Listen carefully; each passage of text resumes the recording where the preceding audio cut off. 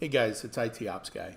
I wanted to show you how SolarWinds monitors IIS and the absolute breadth of things that SolarWinds can monitor.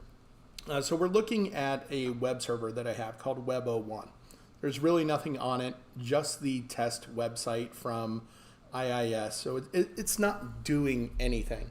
So the numbers aren't going to be exciting, okay? But I want you to see the components that are monitored and how all of that takes place. So let's look at this IIS instance. You can see that the application is up and it's happy. You can see your version and all that. But you can even deep dive into your website. So if I had more than one site here, they would all show up for me. Same thing is true with app pools. And all of these links you can click on, you can go into. So it really gives you the ability to look at IIS as a whole. Now you can see that if we're looking at just this main page, we're looking at the entire instance of IIS. So everything rolled up into one dashboard view. So again, you'd see all your sites, you'd see all your apps, but when you get down here to connections, this is the total number of connections amongst all of the sites. It is the total number of logons, again, against all of the sites. And if you want to look at each site individually, you have the power to do that. And so you can just click on the website that you're interested in this case, my default website, and everything else is going to match, right? Because I only have a single site. So when we come down here and we look at the number of connections, it's 3. It's the same as it was previously.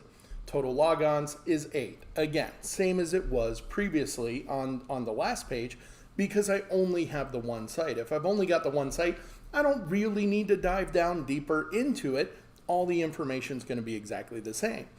The difference comes in when you've got 2, 3, 4, 5, 20 sites. Then the numbers are going to be different from site to site, and you can see which one is the most interesting to the people who are looking at it. And in order to just kick off some traffic against this site, I configured NetPath to go out every single minute and just pull the site and see how long it takes and what's the path to get there. And we'll talk about NetPath during our NPM series of videos. But this is IIS, and a lot of stuff you can look at. We've got our bindings monitor. We've got total bytes sent and received and transferred. Down here is everything that has to deal with connections and then requests. But you're not limited by this. There are other metrics that just aren't enabled by default. And so if you come up here and you click on Edit for connections, you'll see that there's a bunch of other components that are there that you may not be getting. So like I might be really concerned with GET requests or posts against a web service, right? And so you can just simply add those items.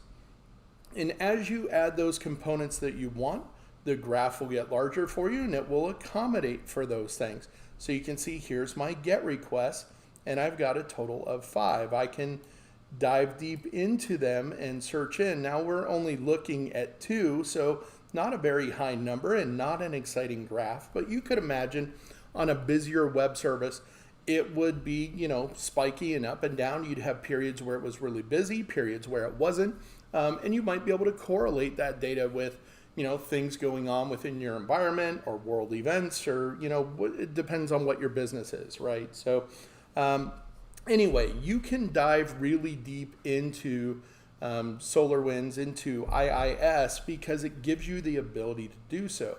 Again, when these little sections here, it will give you the ability to add other items that you care about. Maybe you host a website where some of the users are anonymous, but others are logged in.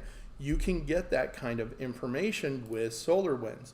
Again, there's just so many different components that you can enable and monitor for, and you can just turn them on with a flick of a switch. It's really no big deal. So IIS gives us a bunch of great information. Again, I use this site availability all the time. The bigger the history, of course, the further you can go back. Now, I only stood this up last night. You could see at 11 p.m. was the first time it pulled successfully. But certainly my work environment, I've got IIS up on several boxes, and we can go back 30, 60 days. It depends on your retention settings. And you can see, what has been the health overall of IIS on this box. So it's very good to get that big picture of, what does it look like.